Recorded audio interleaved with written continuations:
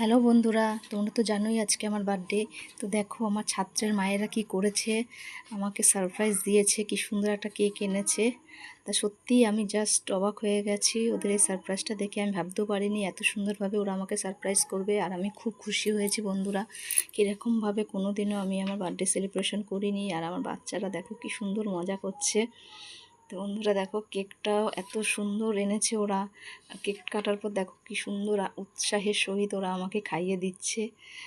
তা কি বলবো, আর বলার আমার ভাষা ছিল না। আর এই দেখো এই গিফটটা আমার ছাত্রী আমাকে নিজের হাতে তৈরি করে দিয়েছে।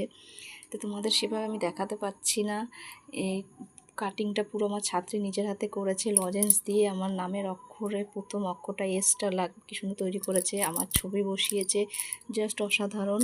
আমার বার্থডের সেরা গিফট কি মানে আমার সকল ছাত্র ছাত্রীর মায়েদের অসংখ্য ধন্যবাদ এত সুন্দর একটা দিন আমাকে উপহার দেওয়ার জন্য। Thank you so